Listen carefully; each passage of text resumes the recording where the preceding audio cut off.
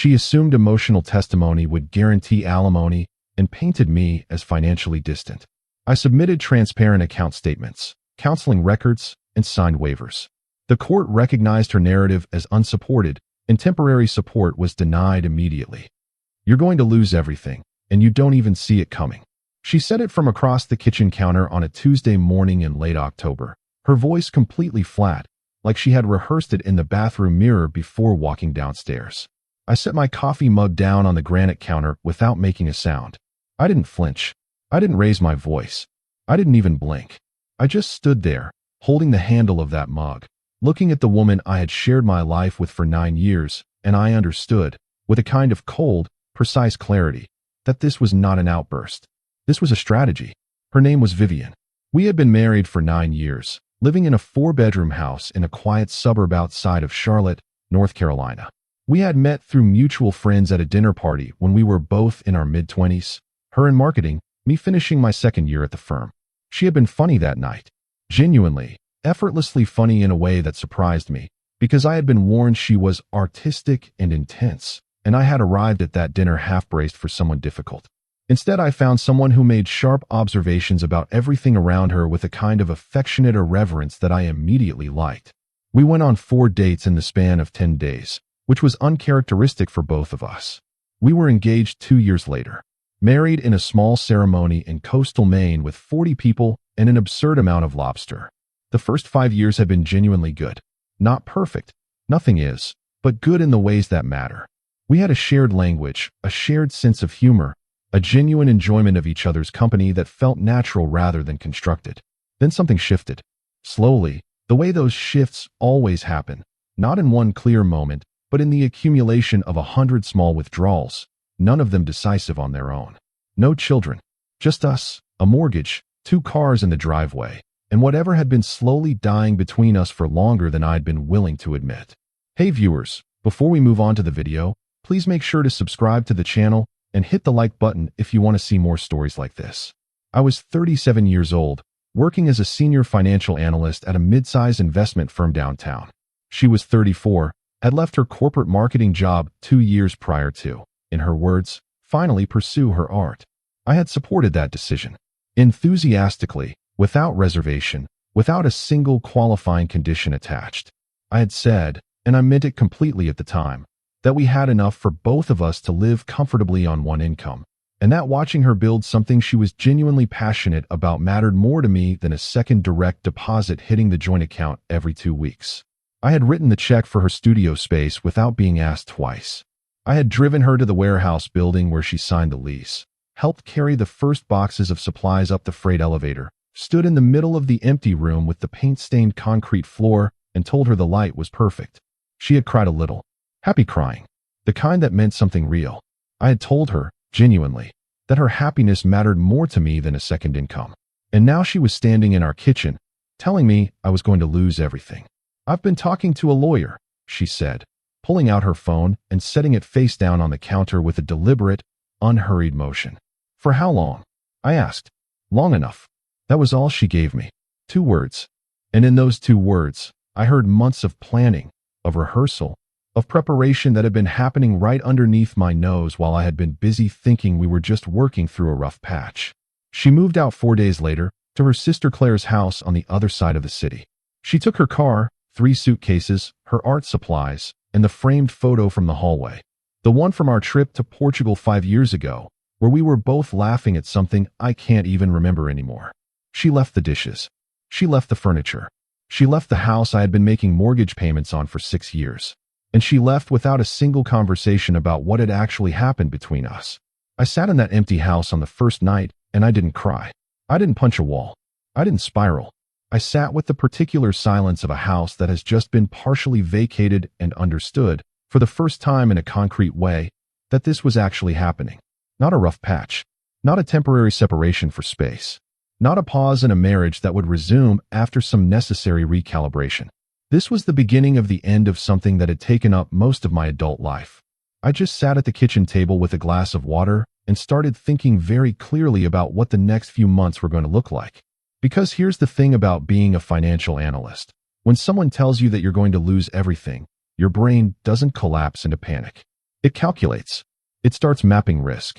It starts identifying variables and tracing outcomes. And the first variable I needed to understand was exactly what she was planning to claim. I didn't have to wait long. Her lawyer's office sent over the initial divorce filing documents 10 days after she left. I read every single page twice, then a third time more slowly, with a highlighter and a notepad beside me. She was requesting a divorce, which I had expected. She was requesting the house, half of the retirement accounts, half of the investment portfolio, and attorney's fees, all of which I had also anticipated as standard.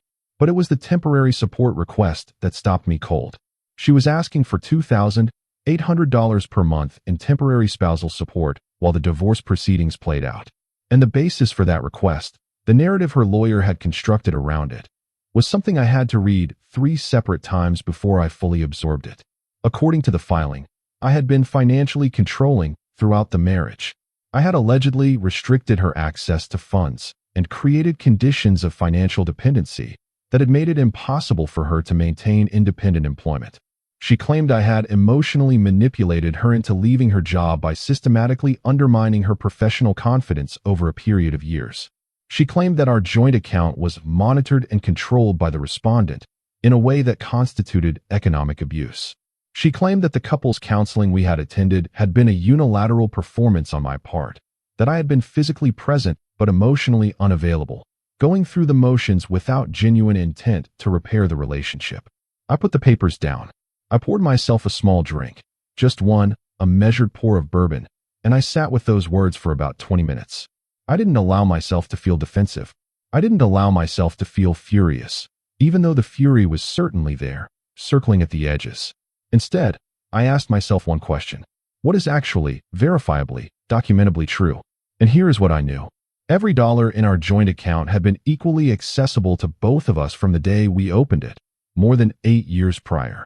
She had 2 debit cards linked to that account and a credit card in her name on our shared credit line. In the 2 years since she had left her job, the period during which she was allegedly being financially controlled, she had spent, freely and without a single argument from my side, over $40,000 on art supplies, studio rent, workshops, equipment, online courses, retreats, personal clothing, and everyday purchases. I had never once questioned a single transaction. I had never once told her she was spending too much. I had never once put a cap on what she could access, sent a cautionary text about the balance, or made her feel the purchase required my approval. The idea that I had been financially controlling was not just false. It was the precise, documentable opposite of my entire financial conduct within that marriage. But I also knew something else, something that had nothing to do with the paperwork and everything to do with the courtroom. I knew that emotion can carry more weight than logic in certain settings. I had watched people cry on witness stands and watched juries soften, watched judges shift in their chairs, watched attorneys lean into the performance of pain rather than the substance of facts. I knew that Vivian was articulate, composed under pressure, and capable of walking into a room and making people feel deeply for her. And feelings, without counter-evidence, can become verdicts. So I made a decision, not an emotional decision, a strategic one. I called my attorney the next morning. His name was Mr. Caldwell. He was a family law specialist with 22 years of practice, operating out of a clean, understated office near the center of the city. He had the kind of quiet, unhurried confidence that made you feel like everything was already under control, even when it very much wasn't. I sat across from him with a manila folder full of the filing documents, and I laid them out without preamble. "They're going for temporary support," I said. He nodded slowly, scanning the paperwork. "On what grounds?" he asked, already reading the answer for himself. "Financial control. Emotional manipulation. They're saying I engineered her dependency and made her feel unable to maintain independent employment." He looked up at me over the top of the page. "Did you?" "No." "Can you prove that?" "I believe I can prove the exact opposite." He set the papers down and folded his hands on the desk with the careful deliberateness of a man who has heard many things in that office and reacts to none of them in haste. "Then that's where we start," he said. Over the next 3 weeks, Mr. Caldwell and I built what I can only describe as an archive. Not a case file, an archive. We pulled 4 years of bank statements from the joint account. Every month, every transaction, clearly organized by date. We highlighted every single purchase she had made independently, without any sign of restriction or dispute. The purchases range from a $40 set of paintbrushes to a $1,200 portable easel to a $3,000 weekend workshop retreat she had attended the previous spring in Asheville. None of those transactions had been blocked. None had required my approval. None had been followed by an argument, a confrontation, a conditional conversation, or even a raised eyebrow from my side. The statements told a story, and the story was simply this. She spent what she wanted, when she wanted, without restriction, for the entirety of the period covered by her claims. We also pulled credit card statements from her personal line. And here is what those statements revealed. In the 8 months prior to her leaving, the 8 months during which she was apparently consulting with her lawyer and quietly building her case, her personal spending had increased by roughly 22% compared to the prior year. Let me be direct about what that means. Someone who is allegedly being financially controlled does not typically escalate their luxury spending in the months leading up to their divorce filing. The numbers didn't just fail to support her narrative. They undermined it. But the financial records, as compelling as they were only one part of what I had. What I also had, and this is the part that her attorney had apparently not anticipated, were the counseling records.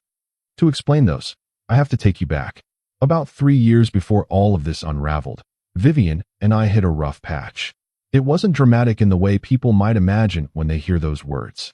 There was no affair. There was no explosive blow-up fight. There was no single moment of crisis that announced itself with sirens. It was quieter than that, and in many ways more insidious because of its quietness. It was the slow creep of distance, less conversation at dinner, more time on separate sides of the couch, fewer mornings where we'd both linger over coffee and talk about nothing important, but somehow feel connected anyway. Less laughter, less reaching for each other in the small ways that add up to a life. I noticed it. I named it. I sat across from Vivian at dinner one night, a Wednesday in November, the kind of quiet weeknight where the absence of conversation becomes impossible to ignore, and I said, I feel like we've been drifting for a while, and I don't want to keep drifting. She looked at me for a moment before she answered. Then she nodded and said, I know. I feel it too. Just that. No elaboration. But it was enough. So I found us a couples counselor, a licensed therapist named Dr. Mercer, who had been practicing for over 15 years and operated a small private practice 20 minutes from our house. We started going together once a week. I showed up to every single session. Every one, over a period of 14 months. I never canceled because of a work deadline. I never rescheduled because of a business trip that could have been worked around. I never sat in that chair with my arms crossed waiting for the hour to pass. I did the work. I completed every communication exercise Dr. Mercer assigned, even the ones that felt overly structured, even the ones where I wasn't entirely convinced of their utility, because the point wasn't whether I found the exercise elegant. The point was whether I was willing to try. I kept the journaling log she recommended, filling it out every night before bed, sometimes 1 line, sometimes 3 pages, depending on where I was emotionally that day. I read the books she suggested, even the ones I found difficult.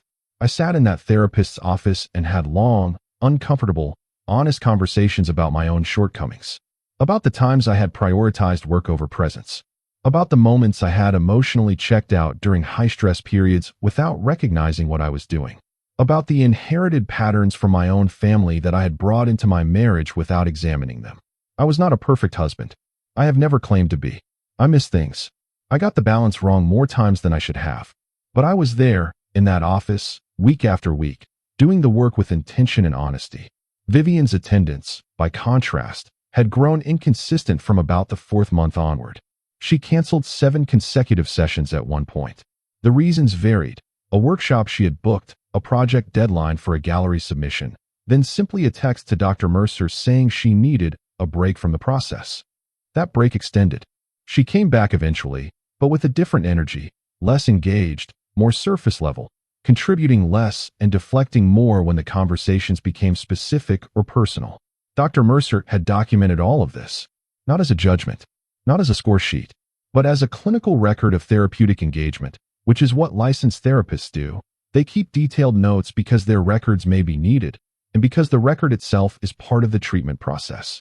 And crucially, both Vivian and I had signed a release waiver at the start of our sessions. It was a standard intake document, a bilateral authorization allowing either party's records to be used in legal proceedings in the event of a divorce. Both signatures were on file. Both parties had agreed. The records were accessible. When Mr. Caldwell reviewed Dr. Mercer's documentation, he was quiet for a long moment. Then he looked up. She claimed in the filing that counseling failed because of your emotional unavailability and your refusal to genuinely engage, he said. I know, I said. These records say the opposite of that. I know that too. He held the folder for another moment. You kept everything. It's what I do, I said. He nodded slowly and set the folder on his desk. Good, he said. Because this matters. About 6 weeks before the hearing, I was going through my home office filing cabinet pulling additional records for the case, and I came across a folder from approximately 2 years prior, right around the time Vivian had left her marketing job. Inside that folder was a document I had completely forgotten about. When Vivian had decided to leave her corporate position, the two of us had sat down together with our financial advisor, a woman named Ms. Holloway, who had been managing our investment accounts for several years, to formally discuss the financial implications of transitioning from a two-income household to one. Ms. Holloway had been thorough and professional. She had walked us through the numbers with care, projected impact on savings rates, retirement contributions, long-term wealth accumulation, lifestyle adjustments we might consider. She had presented the risks plainly and without softening them. She had also outlined how the transition could be managed responsibly and what the realistic timeline for Vivian to rebuild professional income would look like if she eventually chose to return to work. The meeting had taken nearly 2 hours. At the end of it, both Vivian and I had signed a summary document acknowledging that we had received comprehensive financial counseling, that we understood the full implications of the change in household income structure, and that the decision had been made mutually and voluntarily. The document explicitly stated that the decision to leave employment was voluntary on the part of the secondary earner. Those words, that exact language. Vivian had signed that document. Her signature was right there on the bottom of the page, clear and unhurried, dated to the month, witnessed by Ms. Holloway. I read it 3 times. Then I called Mr. Caldwell. I found something, I said. There was a brief pause, the sound of a lawyer recognizing a development without letting it break his composure. Tell me, he said. I told him. Another pause, longer this time. Scan it and send it to me today. Everything, both pages, both signatures, Miss Holloway's contact details. I had it in his inbox within the hour. His response came back that same afternoon. This directly contradicts the claim that you manipulated her into leaving her job. She acknowledged in writing, with a qualified third-party advisor present, that the decision was informed and voluntary. Send me Ms. Holloway's office number. We'll request a corroborating statement. Ms. Holloway agreed to provide a written professional statement confirming the circumstances and process of that meeting, which she did within the week. We were now holding 3 categories of documentation: years of joint account and credit card statements demonstrating unrestricted financial access, signed counseling records and therapeutic session notes demonstrating consistent engagement on my part, a signed financial advisory acknowledgement and third-party advisor statement demonstrating that her career transition had been voluntary and fully informed. 3 pillars, each one independently significant. Together, they built a wall. The weeks leading up to the temporary support hearing were strange in the way that liminal periods always are. I went to work every day. I sat in meetings and reviewed models and sent emails and did all the ordinary things that constitute a professional life. I ran numbers for other people's financial futures while my own was being argued over in a law firm across the city. There is a strange, dissociative quality to that, to performing competence and calm in a professional setting while carrying something that large and that unresolved somewhere beneath the surface. I got good at compartmentalizing, or perhaps I had always been good at it, and that was part of what had gone wrong. I came home to a house that felt like a stage set, everything in its place, nothing alive in it. I made dinner for one, which is a specific and peculiar kind of quiet that I don't recommend to anyone who has options. I slept on my side of the bed out of habit for weeks before finally, one night, shifting to the center.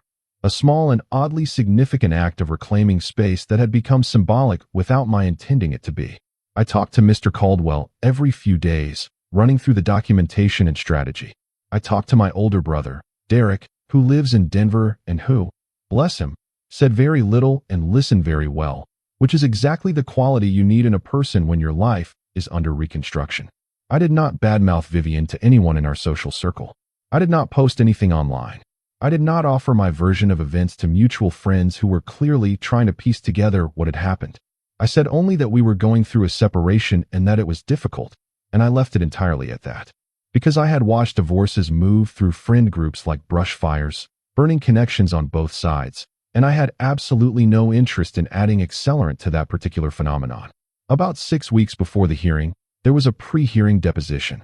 The deposition was held in Ms. Hartley's conference room, a glass-walled space on the 14th floor with a panoramic city view that nobody in that room was paying attention to. Vivian and Ms. Hartley sat across from Mr. Caldwell and me. A court reporter typed every word with the particular expressionless efficiency of someone who had transcribed 1,000 hard conversations and had long since stopped being moved by any of them. There was water in a glass pitcher in the middle of the table. Nobody touched it. Miss Hartley opened by walking Vivian through a series of structured questions designed to build her narrative layer by layer. Her attorney, a sharp, well-prepared woman who I'll give full credit for doing her job well, had clearly spent considerable time preparing Vivian for this presentation.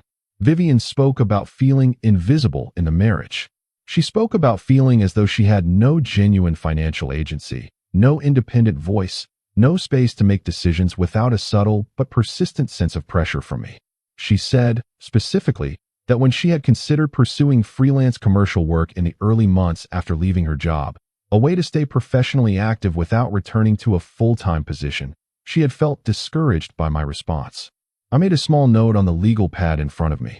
My recollection of that conversation was that I had pulled out her laptop, sat beside her at the kitchen table, and spent approximately 40 minutes helping her research potential clients, look up current market rates for freelance marketing work, and draft a professional inquiry email to a small design studio she'd mentioned wanting to work with.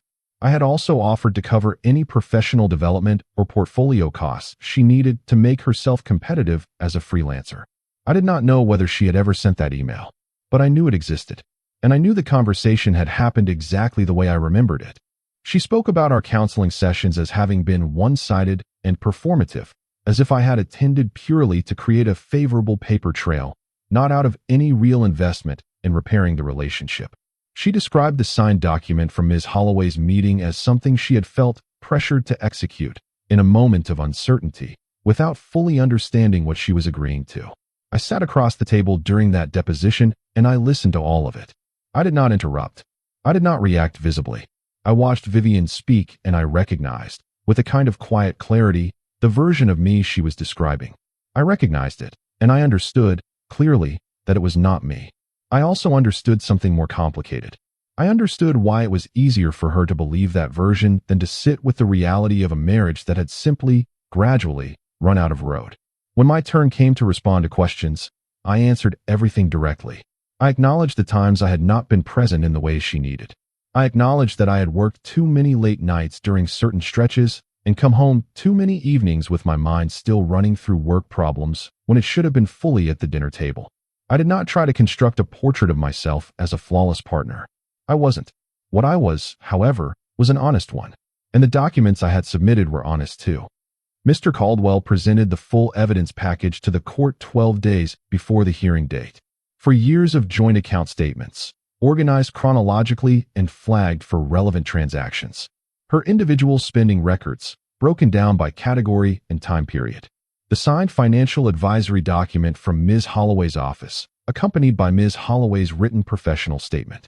Dr. Mercer's counseling session records, attendance logs, summarized session notes reflecting engagement patterns, and a brief written professional summary Dr. Mercer agreed to provide at our request, noting in careful clinical language that in her professional assessment, the parties had demonstrated varying levels of consistent therapeutic engagement. She did not name which party had demonstrated higher engagement. She didn't have to. The attendance logs were attached to the same document. Ms. Hartley filed a formal objection to the counseling records on grounds of relevance. Mr. Caldwell responded in writing that the records were directly and materially relevant because the petitioner's own filing had specifically alleged emotional unavailability and failure to engage in corrective relational efforts, which was precisely the subject matter the records addressed. The judge allowed the records. The morning of the temporary support hearing, I woke up at 5:30. I made coffee. I sat at the kitchen table, the same chair, the same kitchen where she had stood and told me I was going to lose everything, and I drank it slowly in the quiet of the house. I wasn't nervous in the way people might expect. I wasn't cycling through worst-case scenarios or running disaster simulations in my mind. I was still. I had done what I could do. I had told the truth, and I had the documentation to support it. Whatever happened in that courtroom was now the work of a process designed specifically to evaluate evidence and apply law. That was, in its own strange way, the most solid thing I had to hold on to. I wore a navy blazer and gray slacks. Nothing theatrical. Nothing that performed anything I wasn't. I arrived at the courthouse 20 minutes early. Mr. Caldwell was already in the hallway outside the courtroom, reviewing his notes with his paralegal, a young man who moved with the efficient, unhurried energy of someone who has been through hundreds of these mornings. Mr. Caldwell looked up when I walked in, gave me a single measured nod, and returned to his papers. Vivian arrived with Ms. Hartley about 10 minutes later. She was dressed in a pale gray blouse and dark tailored trousers. Her hair was pulled back cleanly. She looked composed and prepared, and, I noticed, slightly paler than usual. She did not look at me when she took her seat. The hearing began at 9:15. Ms. Hartley opened with a presentation that was structured, specific, and clearly the product of considerable preparation. She was genuinely good at her job. I want to be honest about that. She painted a picture with clean, deliberate strokes. A woman who had invested her most productive professional years into a marriage that had not reciprocated the sacrifice. A woman who had entered couples therapy in good faith only to be met with a partner who showed up physically while being consistently emotionally unavailable. A woman who had been guided by a husband who held significant financial expertise over her into signing documents without fully grasping their implications. A woman now left without income, without professional standing, and without the support structure that had been systematically constructed around keeping her dependent.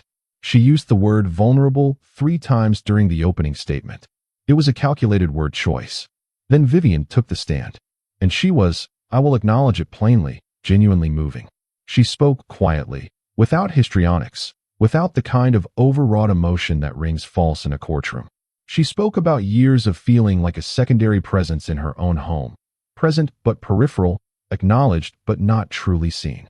She spoke about the way I managed our finances with a level of expertise she could not match, and how that imbalance had cultivated a sense of incapability in her, an internalized belief that she was not equipped to advocate for herself in financial conversations.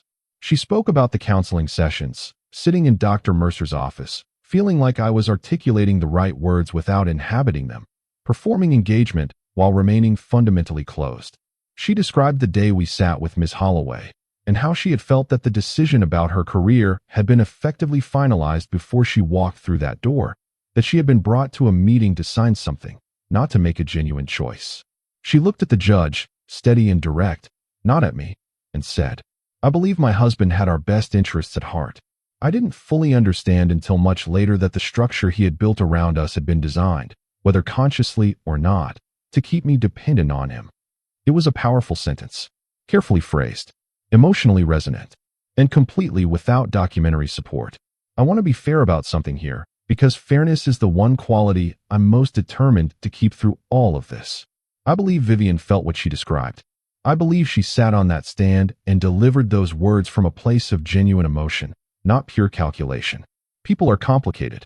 They can construct narratives that feel absolutely true to them, even when those narratives don't align with the verifiable record.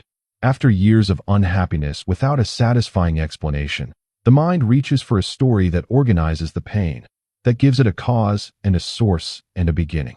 I have become that story for her. That doesn't make the story accurate, but it makes it human. And I refuse to be the kind of person who forgets that, even when I'm sitting in a courtroom watching it used against me. Which is precisely where Mr. Caldwell began. He waited through the full presentation without interruption. He let Ms. Hartley complete her emotional architecture. He let the room absorb everything it had been given. Then he stood up, buttoned his jacket, and began. He did not raise his voice. He did not perform. He presented documents. He walked the judge through the joint account statements methodically, not as a summary, but transaction by transaction through the most relevant periods, establishing a clear and unambiguous record. He highlighted her purchases, the dates, the amounts, the categories. He noted that during the specific period described in the filing as one of restricted financial access, She had independently made 37 purchases totaling over $9,000 in a span of 4 months. He noted that every single one of those transactions had gone through without any dispute, any blocked attempt, any recorded communication from me expressing concern or objection. He presented the credit card statements showing the increase in her personal spending in the 8 months before the filing. He laid the Ms. Holloway document on the record, directing the judge's attention to the date, to the language, voluntary on the part of the secondary earner, and to both signatures at the bottom. He noted Ms. Holloway's corroborating written statement, confirming the nature of the meeting, the process by which both parties had been counseled, and her professional recollection that both parties had participated actively and appeared fully informed at the time of signing.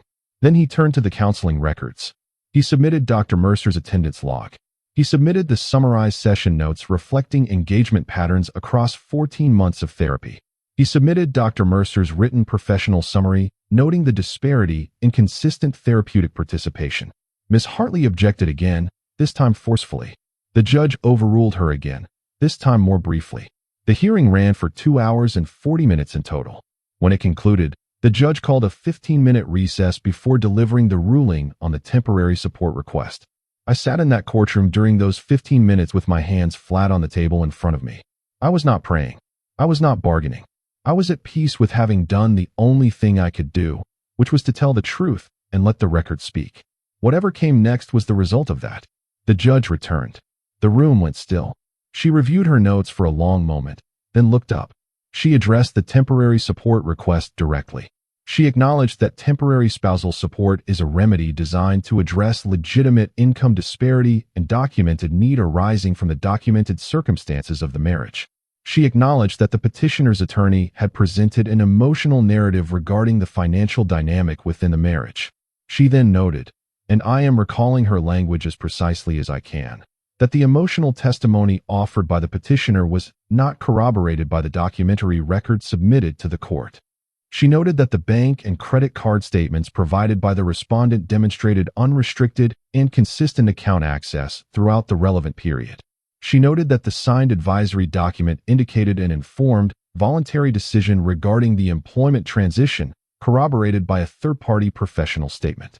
She noted that the counseling records did not support the characterization of the respondent as emotionally disengaged or therapeutically non-participatory, that the record, in fact, reflected the opposite.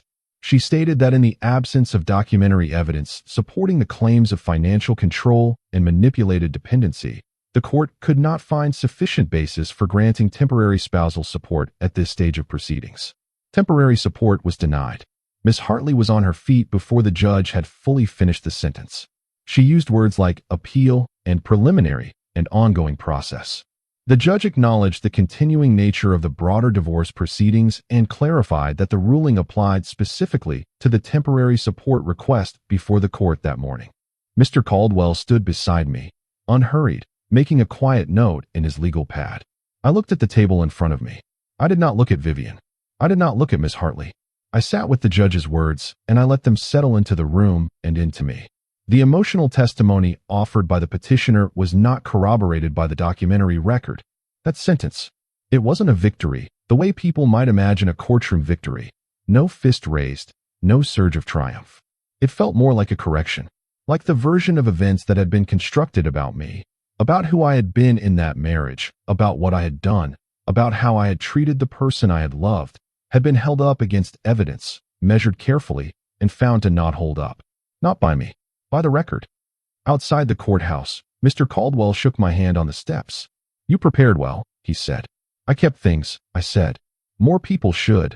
He replied simply, and turned to walk back toward the parking structure. I walked to my car alone.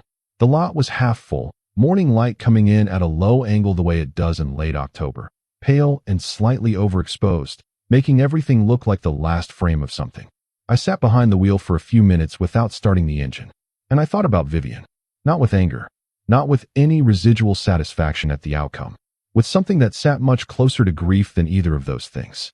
Because here is what I understood, sitting in that car on that particular morning. She had not manufactured her unhappiness. Whatever narrative she had brought into that courtroom, the unhappiness beneath it was real. She had been genuinely, quietly, profoundly unhappy for years. and that was true regardless of the accuracy of her explanations for it. I had not been a financially controlling husband. The record was unambiguous on that point. But had I been a fully emotionally present one? Not always. I had worked too many late hours during stretches that didn't require it. I had come home too many evenings with my mind still at the office when it should have been at the dinner table. I had sat in Dr. Mercer's office week after week and done the work and kept the journals and attended every session, and had sometimes, if I'm being completely honest with myself, been more invested in the act of saving the marriage than in genuinely inhabiting it. There is a difference between fighting for a relationship and being present within one. Those aren't always the same thing. And maybe, somewhere in those years, I confused them. Maybe I kept meticulous records and showed up for every session and made every financial resource available, and somehow still managed to be the kind of person whose wife sat across the kitchen counter one morning and said you're going to lose everything, and meant it as liberation rather than threat. I held that thought for a while. I didn't try to resolve it. I also didn't let it revise the factual record. Both things can be true simultaneously. I can be honest that I was not a financially controlling husband, and honest that I was not always a fully emotionally present one. Those aren't contradictions. They're just two different kinds of failure, and only one of them was claimed in the court filing. The one that was claimed wasn't true. The one that wasn't claimed, the quieter one, the harder one to put in a legal document, that one had more weight to it than I was ready to carry in the weeks right after the hearing. Some things don't resolve. They just become part of the territory of your understanding. Something you carry not because it helps you move forward, but because it's true, and truth deserves to be carried honestly. The divorce proceedings continued for another 7 months after the hearing. The house sold. The equity was divided according to the agreement. The retirement accounts were split.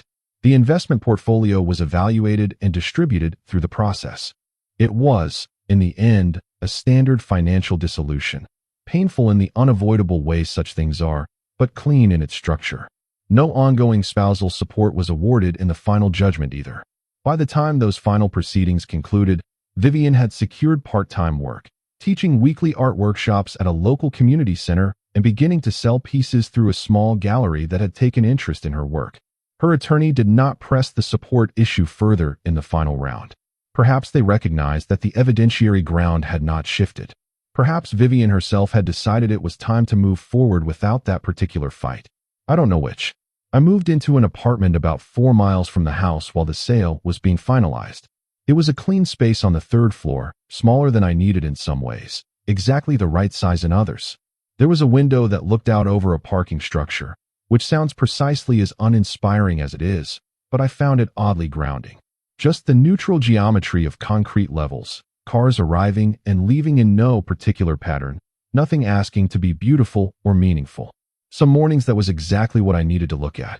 I went back to work. I answered emails and built financial models and sat in conference rooms and did all of the ordinary things that constitute a functioning professional life. I ate lunch at my desk. I took the stairs instead of the elevator because the physical habit of it felt like maintenance, like keeping the engine running through small, reliable actions when everything else had been unpredictable. I went to the gym at 6 in the morning because the routine mattered more than any specific result it produced. I called Derek on Sundays. He asked how I was doing, and I said, better, and he knew me well enough to accept that as a complete and honest answer, which it was. I want to tell you about one specific afternoon, about 3 weeks after the hearing, because it was the moment I think actually closed something for me that had needed closing. I was at the house, still there before it sold, going through the home office filing cabinet one last time, returning documents to folders and boxing things up for the move. I found a photograph, the one from Portugal. I had assumed Vivian had taken it. She had reached for it when she was packing. I remembered that. But there it was, face down on the shelf of my home office, where she must have set it and then left it. Whether by accident or intention, I genuinely couldn't say. I picked it up. We were standing on a hillside outside Sintra, both squinting into the afternoon sun, both mid-laugh at something, some small, offhand observation one of us had made, some throwaway moment of shared humor that had felt completely natural in the moment and had clearly disappeared from my memory entirely. We looked happy, genuinely, unself-consciously happy, not performing anything, not managing any narrative. Just two people on a hillside in the afternoon sun, laughing at something forgettable and feeling, in that exact moment, like everything was exactly as it should be. I stood in that office and I let that be true. I didn't try to retroactively contaminate it with the court filing. I didn't run it through the filter of the deposition. I didn't read it as evidence of anything that had come before or after it. I didn't need it to mean anything beyond what it was. I let it exist exactly as it was. A moment from a real life that two real people had genuinely built together before that life stopped working the way lives sometimes do. We had been real. That was worth something. Not in the legal record. Not in the accounting of the dissolution. Just in the private record of what had actually happened, the unedited version, the one that didn't need to serve anyone's case. Then I set the photograph back down on the shelf, face up, this time, and went back to folding the documents into boxes. Because that is what you do. You let the real things be real. You let the good moments stay good without weaponizing them, and let the bad ones stay specific without inflating them. You don't falsify anything. You don't dramatize anything. You don't rewrite history to make yourself the unblemished protagonist, because that kind of rewriting always costs more than it's worth. It costs you your own honest understanding of what actually happened. You hold the whole record, the complete record, not the edited version, and you carry it honestly. And then you keep going. She told me I was going to lose everything. I still think about that sentence sometimes, not with bitterness, not with satisfaction, but with the particular attention you give to a statement that turned out to be wrong in a specific and instructive way. The word everything was doing a lot of work in that sentence. I think she meant it as a thread about the practical things, the house, the accounts, the financial structure we had built together. And on those things, she was wrong. The record was clear, and the court recognized it. But I think there might have been another meaning underneath the obvious one, something she may not have even consciously intended when she said it. Maybe everything also meant my version of what our marriage had been, my interpretation of my own role in it, the story I had been telling myself about the kind of husband I was. And on that score, I'll be honest, some things didn't survive intact either. Not because she was right about the financial control, but because sitting in a courtroom watching someone describe 9 years of shared life as a pattern of manipulation forces a kind of reckoning that doesn't conveniently end when the judge rules in your favor. You walk out of that building with a legal victory. You go home and you sit with the other things. And the other things take longer. I didn't lose everything. I lost the marriage, which I had been slowly losing for years before I recognized it clearly enough to name. I lost the house, which was a structure with a mortgage attached to it. I lost the particular version of the future I had assumed I was moving toward, the one I had been quietly constructing in my mind for years without ever really examining whether both of us were still building it together. Those are real losses. I don't minimize any of them. But I did not lose my integrity. I did not lose my honesty. I did not lose the true narrative of who I actually was in that marriage, because I had the records to prove it, and more importantly, I had the willingness to present them without embellishment, without theater, and without trying to tear down a person I had once genuinely loved in the process. I had shown up. I had always shown up, imperfectly, with blind spots I didn't fully understand until it was too late to address them, but consistently and with genuine intention. And in the end, that was the only thing that truly, unambiguously belonged to me. The court recognized that the narrative wasn't supported by the evidence. The judge said it plainly, in those measured, precise legal words. And I walked out of that courtroom with my own story intact, not sanitized, not simplified, not idealized into something more flattering than the reality. Just intact, exactly as it had happened. Not as I wished it had. Not as someone else needed it to have happened. Exactly as it had. I kept the records. I told the truth. I let the documents do what documents are built to do. And they held. That's all I ever needed. Not a verdict as a trophy. Not a ruling as revenge. Just the truth, standing in the official record, holding its own weight without anyone having to fight for it. Just that.